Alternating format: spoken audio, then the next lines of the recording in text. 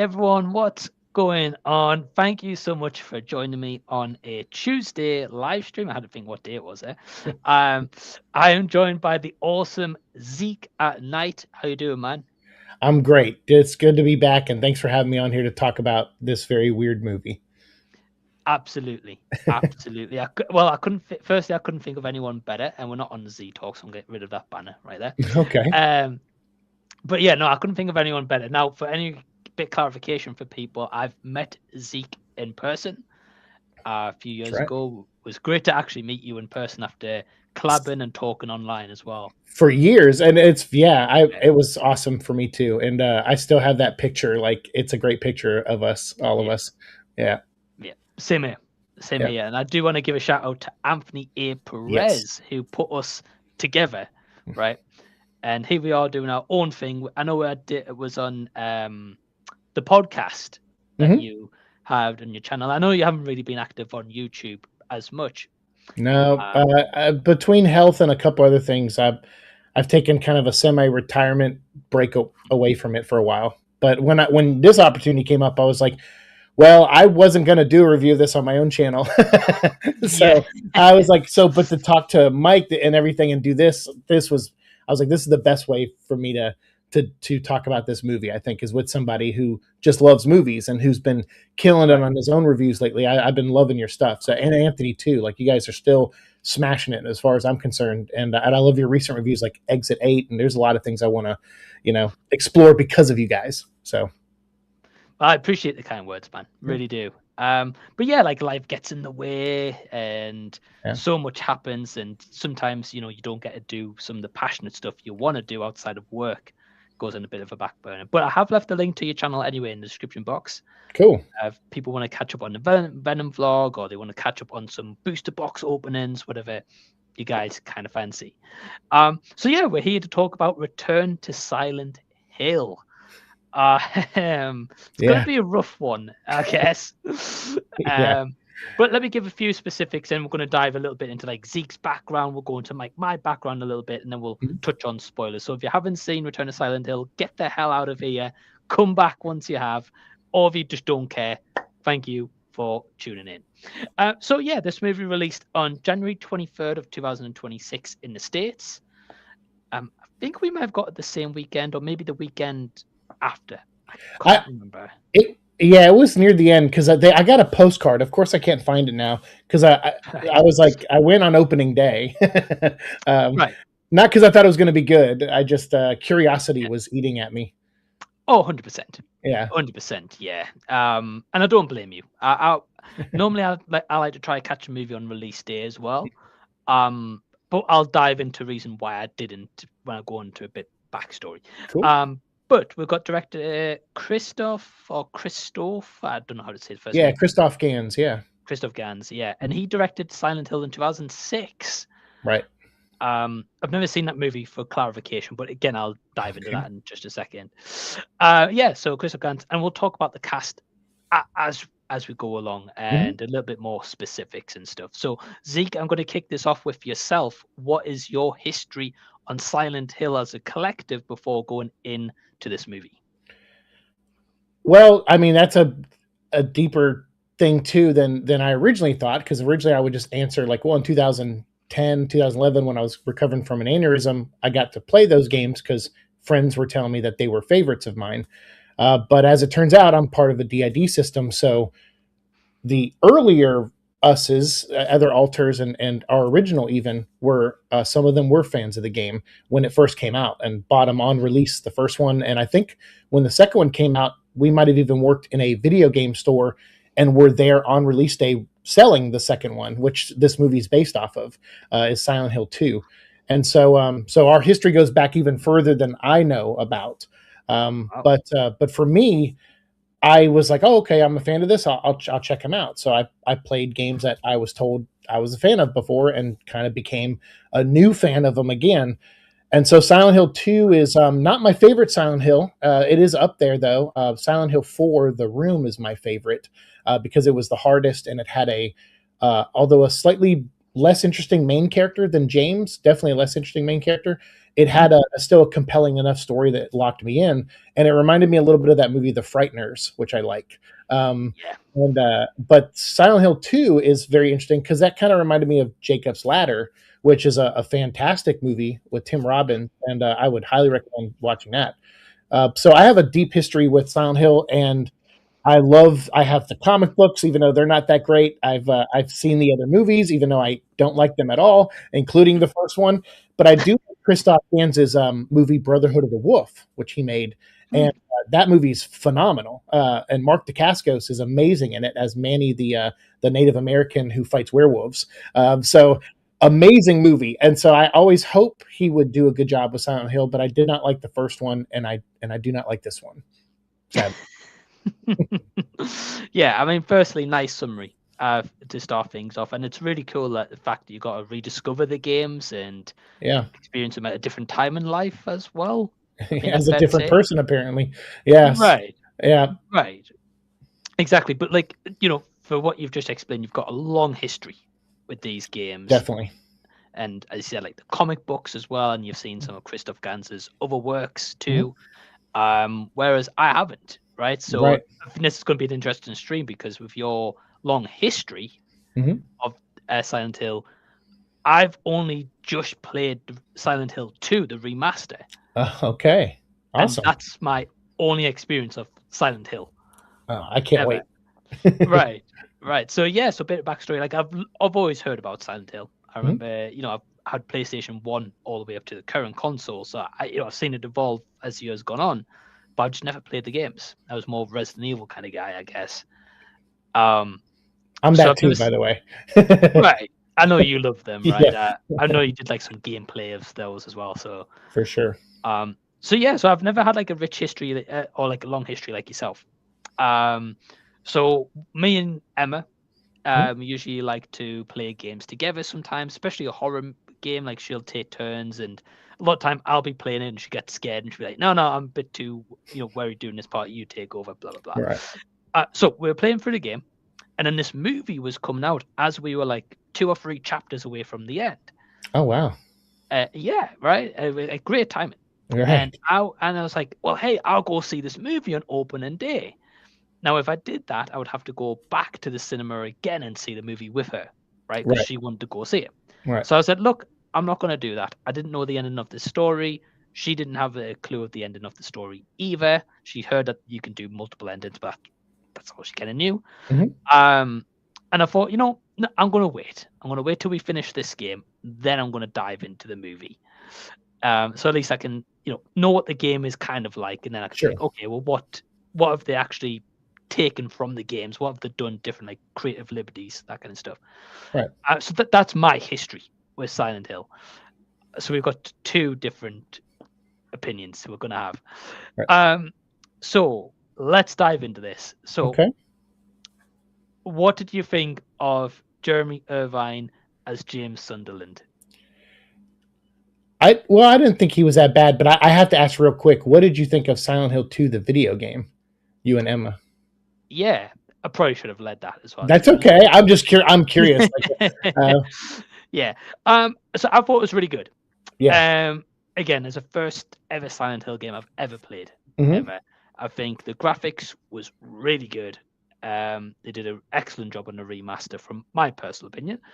I found the story to be interesting. I did not see the twist at the end coming either, because the whole time I was like, wow, this guy is useless. I was like, and the fact he jumps down these holes all the time in the game, I'm like, how is he not dead? Right. Which of course it explains as it kind of goes along, right? But yeah, at the time, it's more subtle an explanation than the movie is. That's for sure. Right. 100%. But I found it to be quite creepy. There was moments of jump scares. There was moments of surprises in the games, and I was like, can I jump? And if a game can make you do that, it's doing something right. It's effective, yeah. Right. I found the story to be good. There's some characters and stuff like that. I was questioning like what's going on, and the ending happened, and it all kind of clicked and made sense. So yeah, the game overall, I would probably give like a solid 8 out of 10. Yeah, cool, awesome. Yeah, and I would echo that. I mean, I don't know. I think I might go up to a 9. The original Silent Hill 2 is definitely a 9 out of 10, if not a 10 out of 10 for me. It's really well done. It's really amazing. The original one, the score is designed almost as an extension of the characters and story. The score by Akira Yamaoka, and he does the video games, and they use versions of his songs for the movies as well, and I think he recomposes certain parts of them. Um, so I agree with you on Silent Hill 2. Like as far as the game goes, like I can't wait because they're going to remake 1 and probably 3 right after, and those two kind of tie together. So so Okay. I'm interested to see what you think of those because I really love the first 4 Silent Hill games are by far the best ones. That Mhm. was the ones made by Team Silent, which was like the original creators and masterminds behind Silent Hill. So Right. after that, it gets kind of messy. They get a little bit more like you got US teams building them, and then now you got there's something very interesting where they're doing almost like a world tour. People are calling it, where it's Silent Hill F is in Asia, and then you got the new Silent Hill Townfall, which is going to be in Scotland. So there's Okay. it's like the evil is spreading kind of thing. So it's Right. interesting how they do that, and that's kind of started in Silent Hill 4, which is why I kind of like it. It was almost a trendsetter before the trend in a lot of ways, like Right. before people knew it was going to be a trend. So I'm with you though. I'm glad you had a great experience, both of you. And the thing about Silent Hill 2 is that it's the characters are very interesting, and there's layers to all of them, which is I knew was not going to get translated to movie form. It's almost impossible. Maybe as a mini series, like if you had Mike Flanagan do like a Netflix mini series, he would have got into the psychological part a lot better, I think, than someone like Christophe Gans.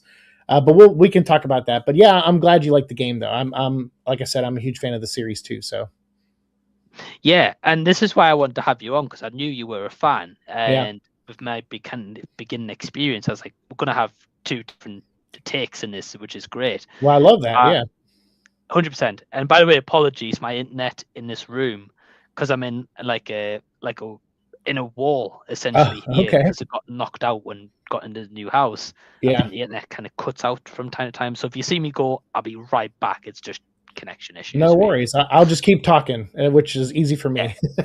Absolutely, absolutely. Well, I appreciate it, man. Of course. So yeah, so with our both love of Silent Hill 2, I look forward to the remasters, as you were saying, and I do want to play Silent Hill F as well, by the way, because I I do love too. Japan. So I was like, that sounds up my alley. Yeah. So yeah, so going back to Jeremy Irvine as Mhm. James Sunderland. So what did you think, Zeke? Yeah, I mean, overall, like bringing video game characters, the one credit I guess I'll give to Christophe Gans because I do like to mention positives because this movie wasn't like a total hate fest for me.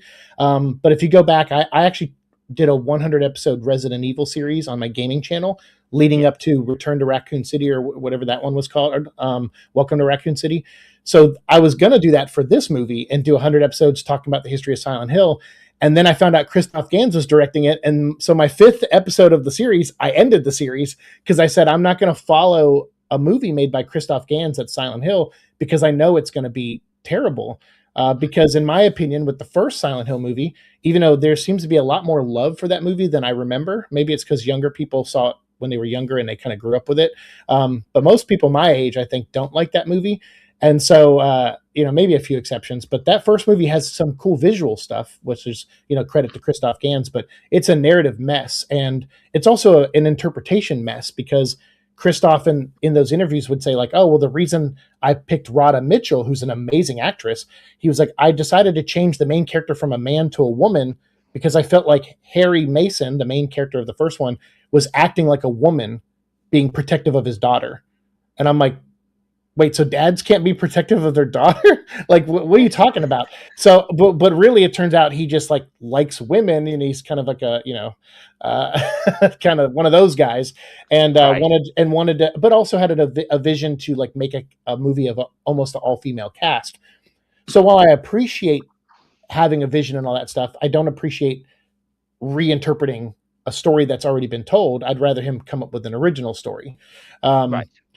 So in this one, when he's like, "Hey, I'm going to actually use James Sunderland. I'm actually going to use Maria and Mary." I was okay. That's one point that he's actually going to do that. He's not going to reinterpret them in any way.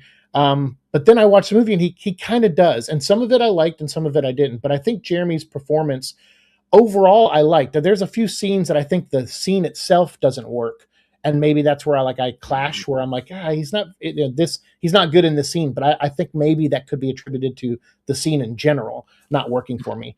But I thought overall, he does okay. He wasn't somber enough at times for me. James is a very James, as you know from playing the game, there's a lot about mental health, in Silent Hill 2, Right. especially with James and also Mary and Maria, because the times we do get emotional reactions from James are scenes with her in the video game where she elicits emotions that come out of him. Yeah. And the movie doesn't really do that to an extent. Like James is kind of his own guy, which works in some ways, but it does interrupt the story. Plus, in the movie, he's not married to Mary, which in the video games they were married. They were dating and then they broke up in this. So that changes the dynamic, I think, on some level. It doesn't change their level of love. Someone could be married and love someone, and date someone and love someone the equal amount. So that wasn't what I had a problem with, but I did have a problem with that chemistry and that narrative does get interrupted when they were on a break instead of married happily, and the tragic ending that they suffer. So, but I thought his performance overall, him and the other actors, like I thought everyone did well for what they were playing, if that makes sense. Yeah. Yeah, it makes complete sense. Yeah, I've been touching on the other actor very quickly. Like, I've got them written down here. Yeah, Hannah Emily Anderson, who plays Mary and Maria, Right. I think for me was the best actor in the entire movie.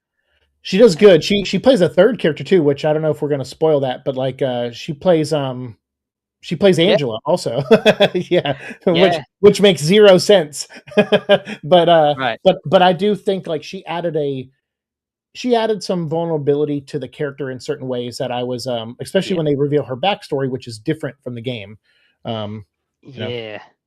Yeah, I agree. No, by the way, we're talking full spoilers, Zeke. You don't Oh, have okay. to. I thought so. Yeah. So okay, Spoiler away, my friend. yeah. But yeah, plays Angela, and I think that she did a good job, because I think there's a distinction between these characters. For me, it didn't feel as if she's just wearing a wig, right, in this scene, and she's wearing a different wig in this time. Some of the makeup I felt was good for her. Yeah, somewhat. That's where I Yeah. probably will disagree a little bit. Like I didn't feel a super distinction. The only distinction I felt was that okay, Mary is like a mysterious and kind of vulnerable and victim kind of person, because she had like her father and she had all the, like the cult and everything that they added in the movie, where because in the game they're not tied to the cult and in the movie they are. And then you have Mary, who's she's a little bit more confident in certain ways, but there's not enough scenes with Maria, I'm sorry, Maria, there's not enough scenes with that persona for me. Like they do a lot more Mary in this than Maria, and that's where the movie differs from the game. And I thought that was a mistake, big mistake for the movie. I think just having short, brief flashbacks to certain things would have been awesome. Whereas these over explanation background scenes, I was just kind of like, wow, this is less Maria, and that's, we need to be in the present when we're telling James's story, because that is where the tension comes from, the drama comes from. So the more you cut back to show things that may be necessary to the story, but the more you do it, the more you linger on it, it takes away from that part, the Maria present day part. So that was so to the point where when she gets dismissed in the movie, it's very quick, and it's just like oh really, that's it? So she had like 4 scenes as Maria. Like that seems like way less than needed to be there for you to develop a connection to that version of her. Yeah. No, I agree. I agree with that completely. Like one issue I have with a lot of movies is when it does go into flashbacks. Yeah. And a lot of the time they rely on that to tell the story, or they take like a long time to go into that. And Sometimes I just think to show the flashbacks first and get us to the present day. Right. I know, appreciate sometimes the whole point of the story is to go into flashbacks to give you a big reveal, right? To a present moment. But when you see the runtime of this movie, which is about 90 minutes, maybe slightly over, Yeah. like trying to transcend that video game to that length in a runtime in a movie, it's already going to be a mess to start with. For sure. Unless they plan to tell only a bit of the story and hope it does well to make a sequel where they might allude to a post-credit scene, right? This is going to be the big setup we're going to go for in the future. Right. But then, of course, you're not telling the full story. You're not going to be passionate about that first part of the story because you're hoping to get to the end, right? Which may never get to see light of day. Right. Because in the game they have this whole mind trip thing where when Maria dies or gets killed, stabbed by Red Pyramid, there's still more Maria after that. Yes. and you as the player, like, what is happening? How is she alive? How is she got cut in half? And then you see her get executed another time, and you're like, what is going on? So you lose all of that by just reducing it to that one scene that they did in the movie. And they didn't even do it that well. And in my opinion, that scene wasn't even very effective. No. And they rub your face in all the where the game is subtle, the movie's in your face. Like, I saw an interview with Christophe Gans where, again, misinterpreting characters. He says, well, people don't know this. Like, I saw him in an interview on, he did YouTube interviews, and he was saying on someone's channel, like, well, Mary and Lauren and Angela are all the same woman. And I'm like, no, they're not. Like, what are you talking about? They're not at all. No. I don't know where you even interpret it that way as. Now, does it work for his version of the story? Yes, it did work for his version because he was trying to show the different stages of this, this woman's psyche. So when she was a little girl and she was still innocent before her father corrupted her, and what he did, and then going into Angela, where she's a teenager and she's been abused for multiple years and she's struggling with that. Yeah. All these things are heartbreaking and hard, and that's part of Angela's character in the game, but it's not part of Maria's and Mary's. So to tie it all together, I'm like, well, I understand he's doing that's where I'll give him some leeway. Okay, he's interpreting it this way, but when he says it so confidently in the interview, like, no, that's how the game is. It's like, no, it isn't. This is why you aren't the guy to make Silent Hill. This is why I made that video like 2 years ago saying that you were not the guy to make Silent Hill, because you don't understand these characters or this world as well as you think you do. That's my opinion, obviously, but the game will do things like you'll go to the apartment complex, and that's where you'll see in the game you'll see the guy's body sitting in the chair with the TV on, and there's the gun in the shopping cart, and that's like a subtle way of saying, like, well, maybe James, this is a memory of James in his apartment, and so it's like a subtle thing, whereas in the movie they're like, James and Mary lived in this apartment building and that's why he's visiting it, and you're like, okay, well, you don't have to be that in your face with it. Or they met at the reason he's in the bathroom gas station or the bus stop at the beginning is because that's where he met Mary. And I'm like, yeah, you don't need all of that. You could do it subtly and move the story forward without having to just hit you over the head with, like, see, this is why he's here. And you're like, okay, I get it. Thank you. So anyway, tangent aside. No. Hey, listen, man, go ahead. I don't blame you. It's one of those things, like, I'm going to be outright, like, I did not like the movie. Yeah. Okay. Fair. and there was a lot of times, like, so I watched this with Emma, right? Okay. We were nervous, but also kind of intrigued to be like, right, how's this going to hold up to the game? What are they going to change? What they're going to include? Is it going to be a good adaptation, or at least a somewhat decent one? Right. Or is it going to be tragic? And unfortunately, it's the tragic territory. Sadly. Yeah, you're right. Like, the game is, like, so well done in terms of not giving you all the answers. Right. You have to persevere. You have to struggle as a kind of like a traditional old style horror game, and hopefully get to the save point. Otherwise, you're starting your ass all the way back to where you last saved. There was many times that happened to me, and we're like, oh, for goodness sakes. You're like, just turn it off. We'll play tomorrow. Exactly that. Yeah. Exactly that. But at the same time, I enjoyed it because it pushed me and challenged me. Whereas sometimes I think nowadays when it happens, you're like, screw this game, I'm moving on, right? To Right. the next one. But I enjoyed that. But again, like the answers, as going back to your point, yeah, like the game, it doesn't point it out to you immediately. You have to get to the end. Even at the end, it gives you answers, but doesn't just throw it in your face, right? Right. You have to think about, Yeah. oh, was this You have to moment about this? process. And was Right. right. You have to process this. Right. Yeah. Oh, by the way, just got Tevye in chat saying, hey guys, hey Tevye, what's going Tevye, on? what's up, dude? Long time. And just want to throw this in, it says, is awful. Great review. You're right. Yeah, exactly. So yeah, like, so with this movie, yeah, there was a lot of scenes I felt like, was this needed? Do we have to throw that in here? Like, because there's so much of this, right? I'm going to give Christophe Gans this, right? Okay. If we're going to give him anything with this Yeah. movie, I can't imagine how hard it was to take that full game and be like, right, you've got 90 minutes to tell this story. Sure. And that goes for any director or writer who has to adapt a book or a game. Right. I know we can shit on it all day long. Of course. But we're not in that writing room. You yourself have done writing before, right? And yeah, oh yeah. And I've been in rooms where people make decisions that go into movies.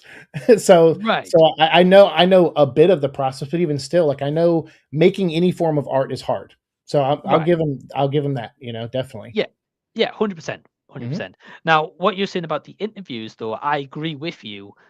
I don't know how he thinks that all them characters are the same. Now, if he misunderstood the game, there's explained videos out there to go watch. Yeah, it's his own fault. Right, yeah. Right. Now, I don't know if he's maybe said that because ultimately that's the decision they went with.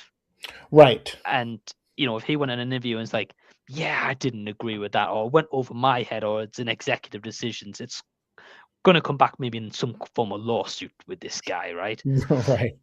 Maybe years down the line, he might turn around and say, well, actually, I'm not saying he will or won't. I don't know. This is the first time I've heard from you for this interview. But, maybe years down the line, he might be, well, hey, look, I was forced. My hand was torn, because there's two other writers on this movie as well. Well, he talked about that in one of the interviews, but he didn't talk about that, the part with the four characters being one. That was his interpretation of the video game. And I guess something he brought up in his talks with Konami, who I guess agreed or maybe just nodded their head while he was talking. Who knows? But he did say that this movie originally, so the original movie that came out 20 something years ago had like a 40 something $1 million budget. And apparently this one started out with a similar budget, and then the budget got cut in half when they were in pre-production. So right when they went into production, they went down to 20 something $1 million. And that does, of course, losing half your budget will affect so many decisions, probably to the point where he was like, well, now we got to add flashbacks because those are cheap to film, because there's no fog. There's no, we could just get characters in a room talking in an apartment or whatever, so that probably does affect everything. Plus, I've seen a lot of people talk about how bad the green screen is. It turns out he didn't use as much green screen as people think. He actually put a giant monitor behind James where they did a CG render of the city, and he's just standing in front of the monitor.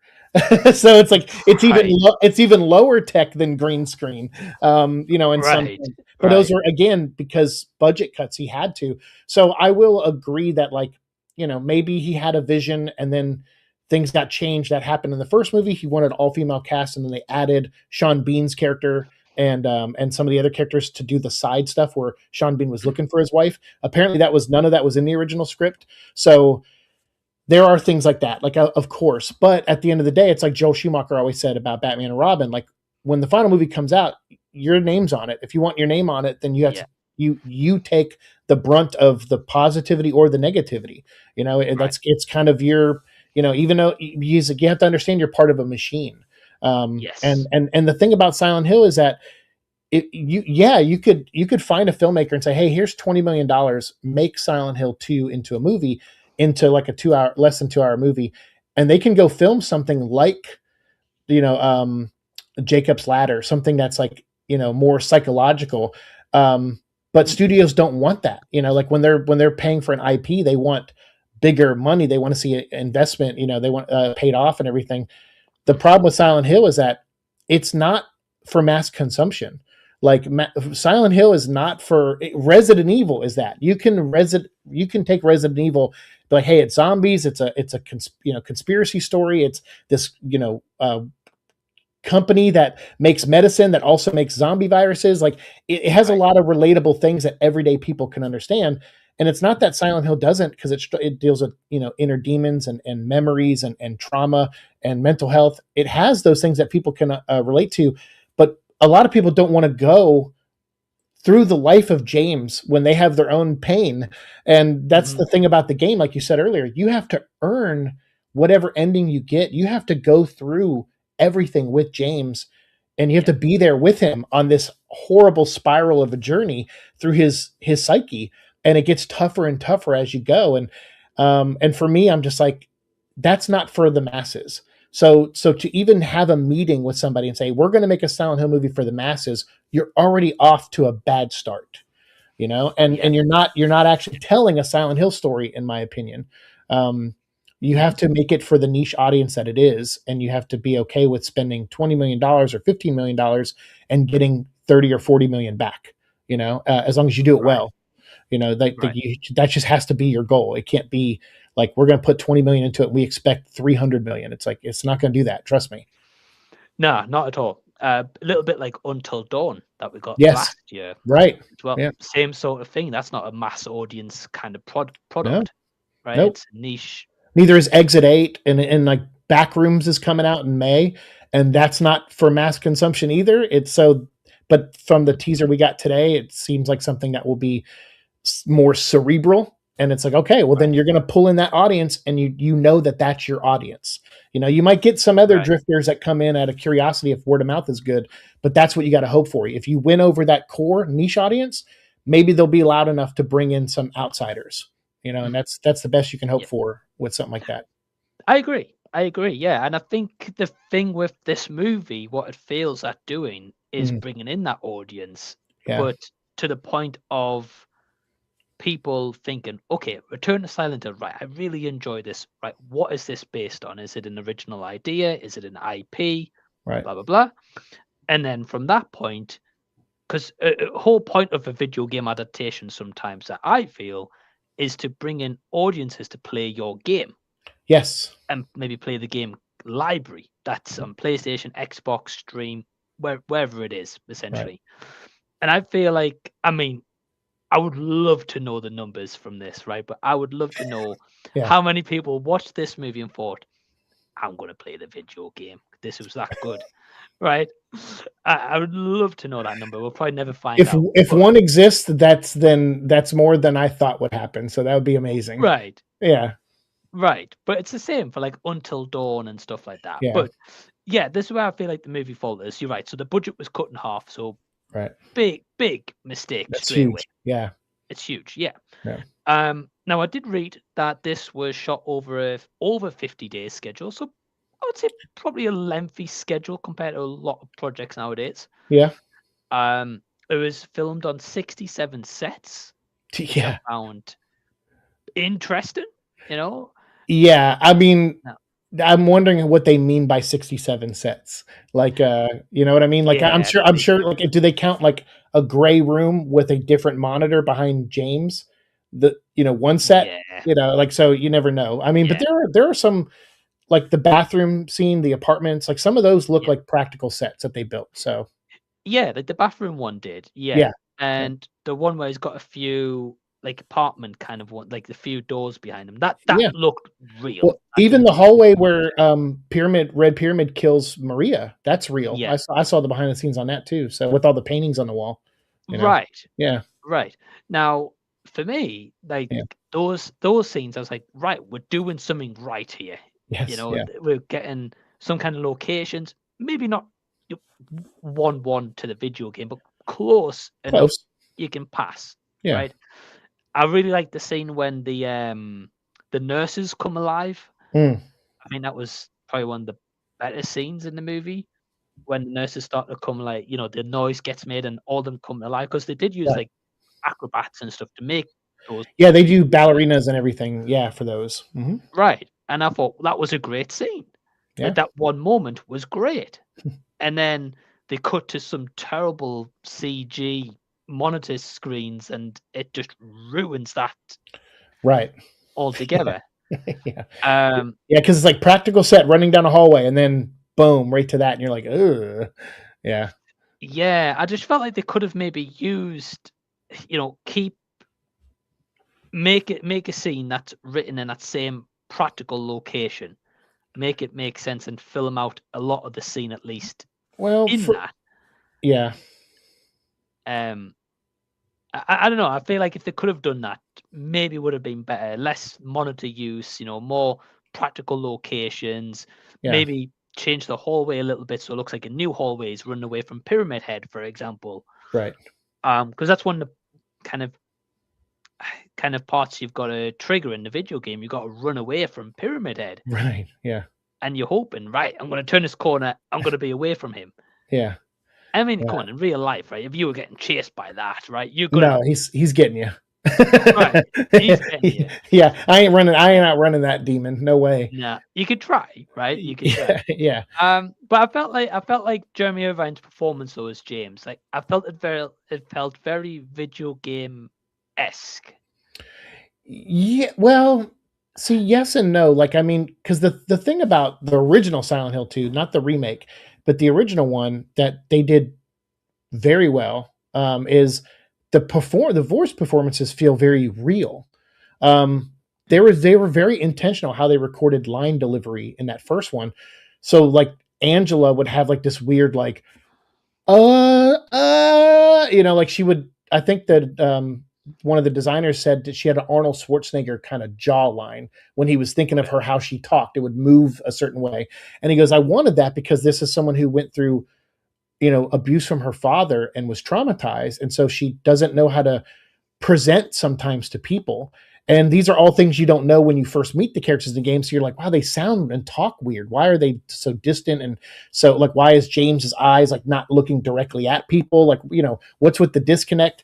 And that's all part of the psychology of the characters. Whereas the remake has that a little bit, Yes. a little less than the original. The performances are still great in the remake, I feel, but they're not quite that real. So yeah, when you say he sounds video game-ish, it's like, yeah, but that's something I didn't really like, is that I wanted him to sound like a disconnected, human, Yes. but not as a video game character. So some scenes I think he nailed it, and some scenes I didn't like it so much.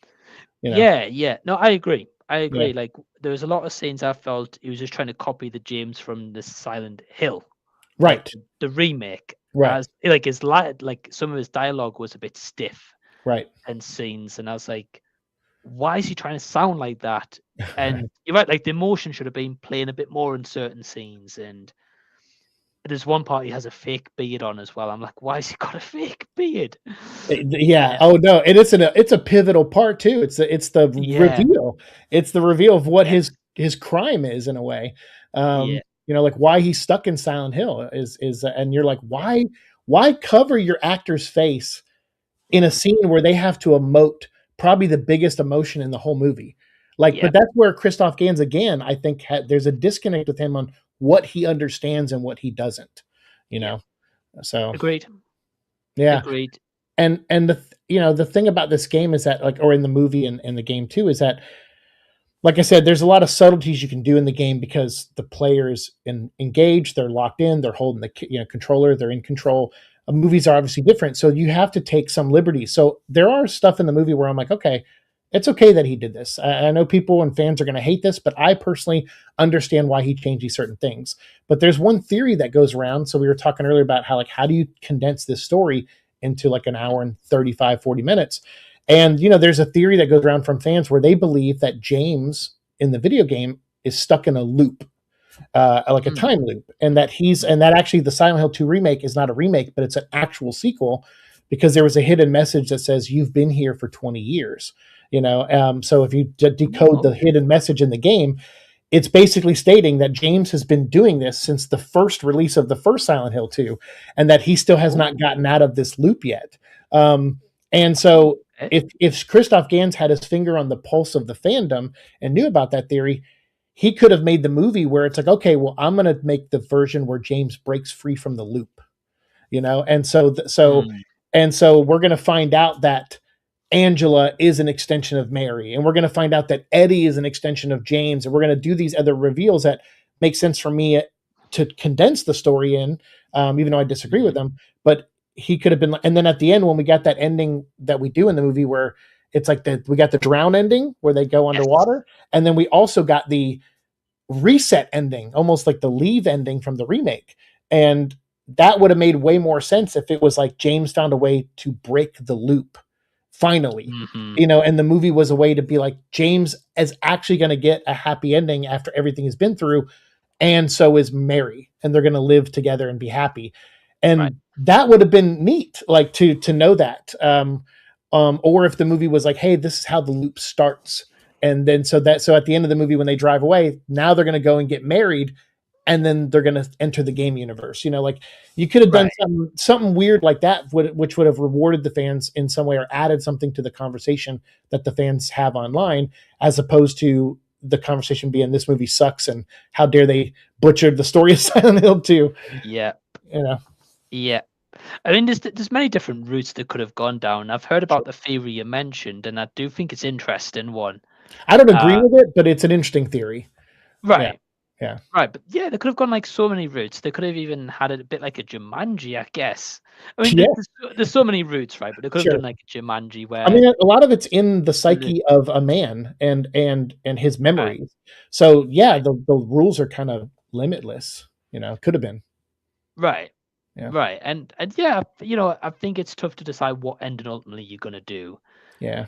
They should have done a UFO ending. Yeah. I just think, I think with the budget, I think for me, as a guy who loves movies and yourself who likes movies too, a lot of times when I see these budgets and you think it's a small budget, I always think try work in the limits of your budget. Right. Be smarter. What ending makes sense? What ending can you do that's not going to look cheesy and corny and terrible CG, green screen, blue screen, whatever you have to use? Right. Is there an ending you can use without that material? Right. And also it's a good ending. It makes sense, and it fits, and you can fit a story around that as well. But yeah, to what you were saying, I don't think he's played the game personally. I think he did. I just don't think he understood it. Yeah, it could be that as well. Yeah, maybe. But from what you've said so far, like nothing convinces me that he's really thought about this game. Yeah, I think he played it once and was like, "I love this game. It's amazing. I don't understand it, but it's amazing." Right. Yeah. But even then, like even myself, like I had different thoughts on this the game, and even Emma had different thoughts, and she said some stuff, and I was like, "Why? That makes sense, right?" Yeah, it is hard to define definitively sometimes. Yes, you're right. Yeah, absolutely. But if you pick to direct a movie like this, he should have, not just him, but the other writing team as well. Yeah, everybody should have been looking at like explain videos, different ending videos, because they're all on YouTube, right? They're easy accessible. Yeah. I'm sure Konami could have told them every single ending if they really wanted to, right? Sure. And make the story around that. But I feel like when they do use those practical sets, which again I can praise some of them, I'm like, they're great. But yeah, you're right to your point about the 67 sets that they just added a chair into one scene. It's like that's a different set. New set, or we changed one part of the wallpaper. That's a new set. It's like, so what defines a set to them to say we have 67 sets is what I'm curious about. Yes. Yeah. But yeah. But I mean, I don't know. Like maybe they did have 67 sets, but like you said, especially when your budget gets cut, I think the first thing you do is you go back and go, okay, let's look at the script. And let's see what's too great, what's too big. So you said the nurse thing earlier. Me, I would have just done one nurse, like in an army of nurses. That was neat. And they did that in the first movie, the same gag. Somebody made a noise, the nurses come to life. Second movie, even though Christophe Gans didn't do it, Revelations had the same scene. They made a noise and the nurses came to life, a group of them. So to me, I'm like, okay, it's redundant and everything. The thing about the nurses is, one, they shouldn't have been portrayed the way they were in the first two movies. The reason they were was because they were aping off of the design of Silent Hill 2. The reason the nurses are provocative looking in Silent Hill 2 is because it's dealing with James. Yes. Every monster in the game is something contorted that James's mind creates from a feeling. So like the nurses have cleavage and no faces, and that's basically after, when Mary got sick, he repressed sexuality in a way where he's like, I want to be physical with my lover, I want to do these things, but I can't because she's sick and dying, and I don't even recognize her anymore. And he just, so it's a grotesque part of James's mind is the creation of the nurse. So to me, I would have looked at that script and been like, all right, well, we're taking out the army of nurses because we got our budget cut, and we're going to do a scene where James walks into a room and sees the dress of Mary, and it preserved in innocence. And then when he goes to reach for it to grab the light or whatever, we're going to see a nurse come out, and she's going to be cleavaged out and monster face. And we're going to, and he's going to have to deal with that grotesque part of his mind and fight that one nurse and get one scene in with one nurse and make it terrifying and make it a reveal in a way to him. Those are the kind of changes I would have made, as opposed to him where he's like, oh, I just want a set of 20 ballerinas dancing around with their cleavage out. And it's like, well, that's not that. What are you talking about? Like make the movie, make the story, do what's right for the characters and the delivery of the story for the characters, and don't just do spectacles to spend money. No, I agree. I think people would have remembered a scene with him one-on-one with a nurse more than they would have, remembered the a third time of an army of nurses. Right, because he's not going to be wanting, at the end of the day, he loves his wife, right? Like, so he's going to be thinking about one woman. Right. He's not going to be thinking about 20 nurses in a room. Right? Yeah. Like, so no, I agree. Like, I agree in that part. I think the scene looked cool. It does look cool. For sure. Right. Yeah. But no, I agree. I think that would have been good. But I also think maybe adding into that, one thing I think was missed from the movie that's prevalent in the game is the fact that James, for the longest time in the game, you don't get a gun. You have to use like a bat, or you have to use like a wood with a nail in it. Yeah. Wood with the nail, right? Or like a steel pipe. Right. Yeah. Just steel pipe. And there's none of that. Yeah. And that for me was, I feel like, would have been a great part of the movie and realistic, being like, right, this guy's not got a gun, he's in a fragile state, so maybe he shouldn't have one. Right. You get one eventually, obviously. Sure. But especially going around the streets and trying to avoid, the creatures before it gets into buildings and stuff. Right. It would make sense to have maybe some wood on the floor and maybe a few loose nails, and you could have maybe put them in and then made the weapon. Right. Right. And use that to fight them off to get into the said building he needs to get to. Right.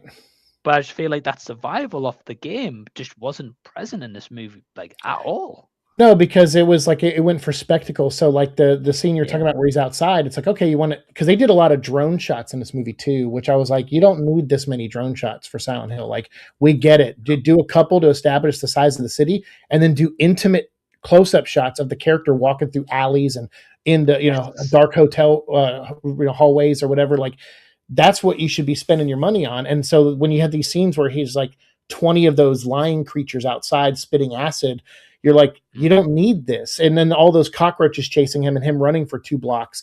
You're like, I don't need any of this to get him to the apartment, because the game didn't need any of this to get him to the apartment.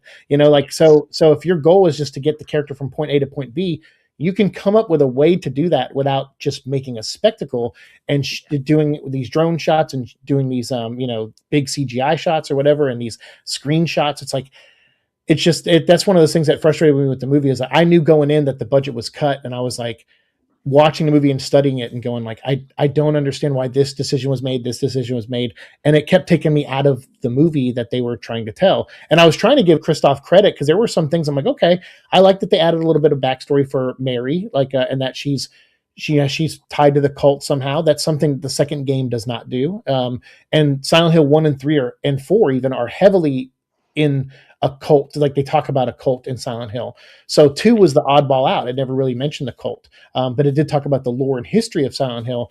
And so So that was like, okay, that was an interesting idea that they added that I'm not against if it was done better, and Yeah. so that's how I kind of felt with the movie. Was I went in Right. knowing like my expectations were way down here, and there were a few things that I was like, okay, I'm definitely going to give credit to that, or that's interesting, or that could have been done better. But I like where their mind was going with that.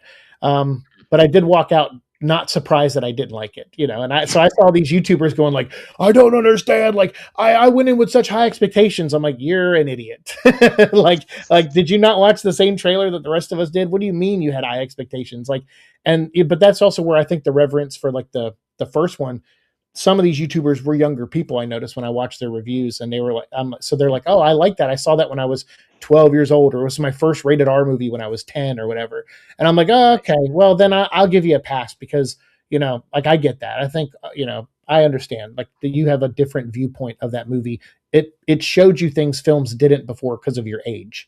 Whereas Yeah. like someone like me who has seen Jacob's Ladder or seen all these other movies that like, and not just Jacob's Ladder, but I'm just using it as a reference. But there's like, because it's very cerebral and interesting, or Candyman, even though that's not something the games pulled from, but it's still like those are kind of smarter horror films that I think of. And so when Silent Hill comes along, I'm like, okay, well, this is supposed to be a smart horror film.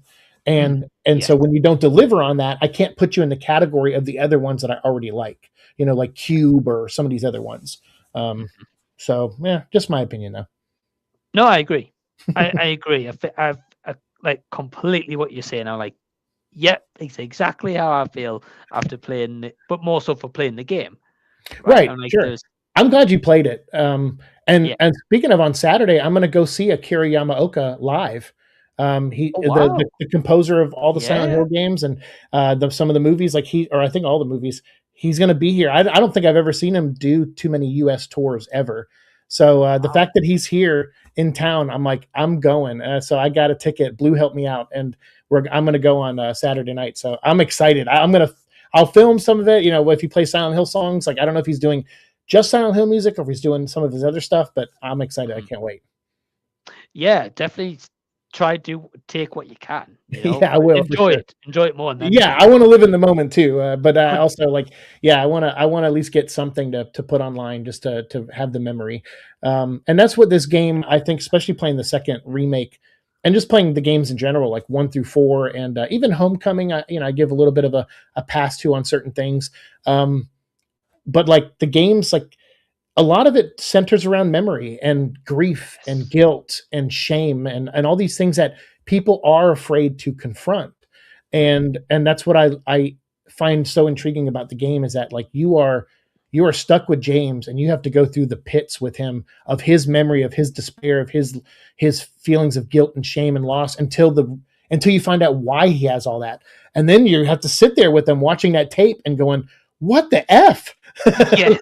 like because Yeah. then you start feeling personal. You're like, how could we do this, James? Like you had a hand in it. And you're like, Right. and does this make James a bad guy? And like, and it's just it challenges you. I think that's what I like about Yes. the game is that it challenges you as a person if you really lock in and go on the ride with James and Mary and all these characters and Angela, especially. Like my heart broke for her playing the game. And then Eddie, like, his downfall in the game, because he's an actual human that James kills in the Yeah. game. And that's why at the end of the game, there's two red pyramids because you got the one that represents him killing Mary and one who represents him killing Eddie. And none of Mhm. that's in the movie at all. So like these are things that are just like, and the game doesn't overly say it either. It's just you just understand it as interpretation as you're going through the journey. So it's Yeah. just it's really subtly done and it's smart and it's a shame that Konami and Davis Films who unfortunately I think a producer on this movie did pass away making during the making of this movie, which is a real shame because he's made a lot of video game movies, and whether I like those movies or not, he contributed a lot to the culture of video games in movies and cinema. Right. So like like whoever's decision it was though to give Christos a second chance, it sucks. Like Yeah. I'm sure the actors don't feel that way because they're like if some other filmmaker got this job, maybe they wouldn't have been cast. And I think the cast did a good job. And so those are some of the compliments I will give the movie is that I think the cast did their best with the material they got based on how Christoph understands the games. But I think if they had someone who really understood the games, they probably would have given even better performances. 100%. Yeah. 100%. Because there was just a lot of elements lacking. I felt like Eddie was completely wasted in the movie and One his scene. story. Yeah. And for me, it was just like, what was the point of Why having have him? him? Yeah, right. Yeah. Like, it felt like there was some deleted scenes. Maybe he was There is, I actually heard. in. Yeah. Yeah. Like Yeah. those scenes he was probably actually in, that adds to his story and as to why he was in the movie, Right. which obviously in the game we know why he's there. Right. But in this movie, you're right. Yeah. He had one scene. And I was like, okay, so where's he vanished off to then, you know? Because that's And oh, go ahead, please. yeah, no, yeah, I was just saying this, like where's he vanished off to? Right. And then there's just a lot of questionable decisions about the characters. But as you said, it makes sense if that was Christophe's idea and his thought of being like, this character represents this is what they mean, this is what Right. they should be doing, blah, blah, blah, blah, blah. Yeah, like the Eddie in this movie, I would have cut out the movie completely. Right. I And just maybe not had that's and maybe Christophe didn't want to. Maybe he cut all he could and was like, look, this guy probably told people, his family and friends, that he's in this movie. So like, I'm going to keep Yeah, at least one scene in the movie and maybe do a little ADR as he's running away or something, just to kind of wrap him up, just for him. And I can appreciate that as like a director doing that for an actor, if yes, that's the case. But I don't know if that's the case, So like, I don't know what was right. on the chopping floor, like what they cut out exactly. I heard there was another Eddie scene that was cut out, but I don't know what it is. And, if Mhm. it also is useless or not. I have no idea. Yeah. Maybe on like a Blu-ray DVD release, if it gets one, we'll see We'll see. what that is. I heard it's getting You know? like a steel book and a couple other features. But as far as Christophe Gans, I think he said he's like, I have other footage that got cut that they wouldn't let us spend money to edit and stuff, because of the budget and everything. He said, so I would love people to see those. He goes, but as of right now, I think in that interview he did, he was like, as far as I know, they're not even going to be included in the DVD. And I'm like, well, that's kind of a shame, because if they're shot and you just can't finish the visual effects or something, at least throw them on the DVD just to give fans something, people who do like the movie, something extra. I think it's tough though, because with the movie not making the money back, Oh, there's no. already a loss. They're gonna have to hope for like. Now, don't get me wrong. Maybe Yeah. in the future, if this hits Netflix, because if it hits Sure. like Netflix or a Prime for free, Right. people who missed it originally and thought, I kind of fancied that back then, Right. we'll check it out. Or maybe people who didn't like it, like say like, I wasn't a fan of, and you liked it a bit more than I did. Hmm. But maybe in the future, I'll be like, oh, let's go back and rewatch that. Right? Was it as bad as maybe I thought it was? Right. Or maybe just people throw it on as noise in the background or whatever the case should be. Hmm. And maybe that way, if it made a bit money that way, then they might consider a DVD and do that footage, or maybe like a boutique physical media label might pick it up and say, well, hey, we want the renders, we want to Right. edit that and give the fans what they're after. But I think the problem is, because as we've been speaking, because they didn't do a great job, and because this is not really an adaptation that even the fans liked, Right. like even more diehard fans like yourself than just a casual one, say like me, Mm-hmm. I think it's then tough for the studio to be like, yeah, let's blue light this, like Yeah, right. Yeah, let's add a director's cut, whatever. They're right. going to be like, no, not at Yeah, all. Just put it out there and see if we can make a few extra dollars, and that's it. exactly. Yeah. Exactly. And I think, especially if they have to pay someone to edit those scenes as well, Right. they're not going to spend more money on a movie that tanked. Right. Yeah, right. Unless Christophe purposely goes in himself and says, hey, I'm going to do this as a voluntary thing for the fans. Then they might say, okay, yeah, we'll throw it on the DVD. Yeah. But nah. So yeah, I mean, overall, Zeke, so out of 10, what would you give this movie? Oh man, I was a little generous because I never made a review on my channel, obviously, but I did on Instagram post like my initial thoughts, and I Right. think I was like somewhere in the middle. Like I was trying to be, I wasn't even trying to be nice. There's some ideas in here, even though they weren't executed well, I saw the process in a way, and I was like, okay, so I think I ended up giving it like a 4 or a 5 out of 10. Like I was like right in the middle, and that's honestly though, that's worse, I feel sometimes, than just giving something a 1, because it's like that means there could have been something there, like I felt like that there was potential with like I said, maybe a different writer and director team and stuff, but like but they're you know they could have done something with this to be at least a better film. Whether I still loved it in the end or thought it was an great interpretation or not, I still think there was enough breadcrumbs there that where they could have made at least an okay film. And they kind of just really dropped the ball on a lot of that based off of the misunderstanding of things and probably budget cuts. So not everything's on Christophe Gans. It's a machine. You're part of a group and it's a team effort. But at the end of the day, his name is on it, and he was the one who went out there saying, like, I should be the director again. I should do this. He pioneered for this, and he should have known what he was getting into. And so for that, I do lace a lot of the blame at his feet too. So yeah, I would say, I don't know. It's got to be like a 3, 4, or 5, depending on what day of the week you get me. But it's not good. I'll say that. Yeah. And listen, I think that's very fair. I think it's one of those where you're right. Like, if you really study the movie, you do think this could have turned out good. If they wrote this better, that could have been excellent addition to the movie. Mm-hmm. I think the issue is, as it lies, though, as you said, with your score of 3, 4, or 5, depending on what day. I agree, because ultimately we got the final product. Mm-hmm. This is what they went with. Right. We have to forget that there's extra scenes out there that haven't been edited because they're not there. If they release them and did an extended version and put them in, then hey, right, okay, we can understand. But because it's not, we don't know. I just think, like you, I agree. I think there's just so many ideas thrown in here. I feel like they tried to throw as much as the game is as they could, plus add extra material into this. And I just don't think it works. Right. I like the cult idea. Could have been cool, but I just thought it would kind of turned out to be a bit dumb, if I'm being honest. Yeah. Unfortunately, I wanted it to work out and be like, oh, I really feel for this woman's backstory. But I just didn't get that. Yeah, because in the first game they mentioned a drug called is it called White Claudia, I think? And it's okay. So basically it's like there was a cult in Silent Hill. They came in when America was being like colonized and stuff, and they built Silent Hill on top of like Native American land, and it was like, and the Native American tribe that was there, I guess, cursed the land. And then so this group tried to like add their religious beliefs to it. And then that dovetails centuries later into modern day, where you have this hardcore cult who is now has this doctor, Kaufman, at the hospital at Brookhaven, and his nurse, Lisa, like helping manufacture this drug called White Claudia that they now, based because of Silent Hill F, we can assume came from plants that were from Japan, because that's kind of the connection of the two, I guess. And so like they get people drugged on this White Claudia stuff and brainwash them. And so that's what it seems like they're doing in the movie, where they're like giving her that drink and then they're like drinking her blood or whatever.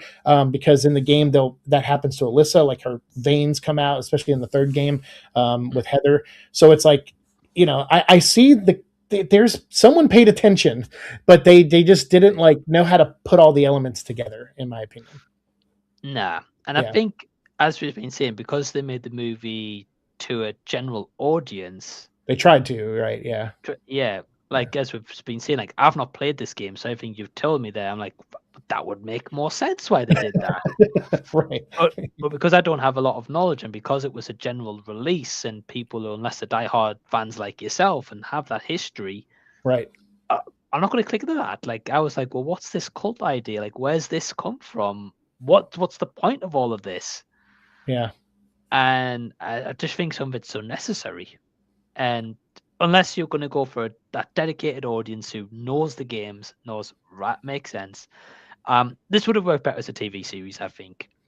Yeah, and then like Tevia said, like, yeah, it's like they should have brought the cult in, and like you said just now, like we were talking about earlier, like if you had like a Mike Flanagan, the guy who made Midnight Mass and all these great movies and stuff, like or shows like series on Netflix, Haunting of Hill House and stuff, and House of Usher, it's like it would be perfect. He would be, even though he probably didn't want to, but someone like him to turn this into like a 6-episode series, so that you can really have those, you can let scenes breathe. And that's the problem with this movie, is that it's edited in a way where it's like go, and you feel rushed. It has a different kind of energy than obviously the game does. The game it's like peeling skin off.